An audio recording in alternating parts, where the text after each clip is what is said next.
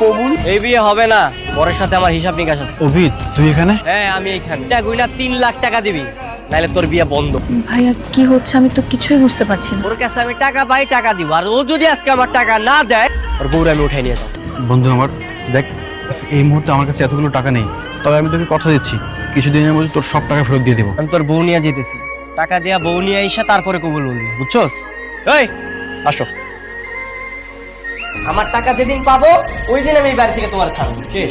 দেখো মেয়ে, 3 লাখ টাকা কিন্তু অনেক টাকা, বিষয়টা ভাববার বিষয়। ভাববার বিষয় বাবা, ভাববার বিষয় না হইলে ওরা আমি তুই আনতাম না। এবারে বারবার বুঝাইছি যে আমার টাকাটা দিয়ে দিই, আমার কথা শোনে না। আপনাদের ছেলে বাইরে থেকে একটা মেয়েকে তুলে নিয়ে এসেছে, আপনারা দুজন মিলে শাসন না করে উল্টোকে সাপোর্ট করছেন। কেন নিয়ে এসেছে এটা তো তুমি ভালো করেই জানো। আপনি যার কাছে টাকা পাবেন তার কাছ থেকে তো আদায় করতেছেন না, আমাকে শুধু শুধু আটকে রেখেছেন। সে তুমি বুঝবে না। আর জুয়া খেলবে, মানুষের থেকে টাকা দান নেবে, খেলার সময় তো আমার থেকে টাকা দান নিতে, দেওয়ার সময় কোনো খবর নেই। আপনি তো খুব ভালো করে জানতেন সে টাকা ব্যাক দিতে পারবে না, তাহলে শুধু শুধু টাকা দিয়েছেন কেন আপনি? একদিনে তো এতগুলো টাকা আমি দেই নাই। মার অসুস্থতার কথা বলে টাকা নিছে, নিজে অসুস্থতার কথা বলে টাকা নিছে, বাবার কথা বলে টাকা নিছে, তারপর এতগুলো টাকা জমছে আর এই টাকা দিয়া জুয়া খেলছে। আমাকে আটকে রাখা তাই না, সাহায্য করতে হয়, সেটা আমার খুব ভালো করে জানা আছে। আবার কিছু লাগবো?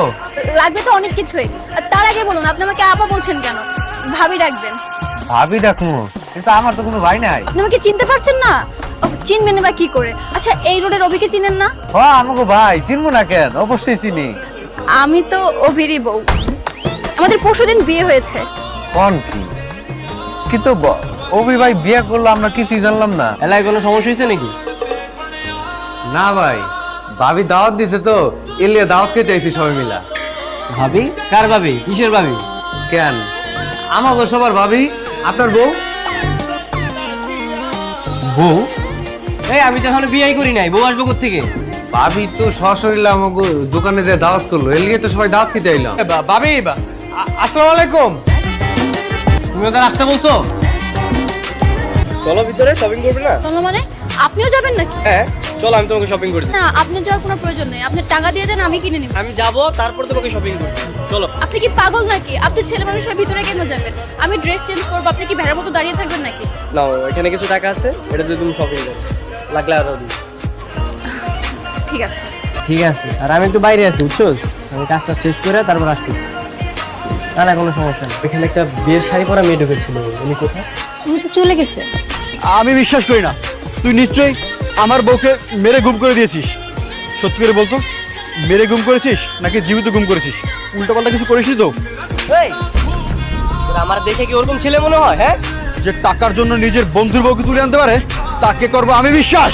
এই তোর বউ কিসের রে? হ্যাঁ, তুই কি এখনো বিয়ে করছিস? তুই তো এখনো কবুল বলছ না।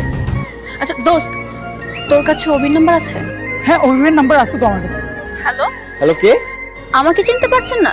যাকে সকাল থেকে খুঁজে বেড়াচ্ছেন আমি সে। ফাইজলামি করতেছো তুমি? আপনি কেমন দিলেন বলুন তো? সকাল থেকে আমাকে খুঁজে বেড়াচ্ছেন, কোথাও পাচ্ছেন না, অথচ আমাকে দেখেন আমি কিন্তু আপনাকে সারাক্ষণ চোখে চোখেই রেখেছি। দেখো ফাইজলামি বাদ দাও, তুমি কোথায় বলো তো? আপনি যেখান দিয়ে যাচ্ছেন ওইখান থেকে 45 ডিগ্রি অ্যাঙ্গেল আপনার বডিটা দিয়ে একদম নাক গর্ব তাকাবে।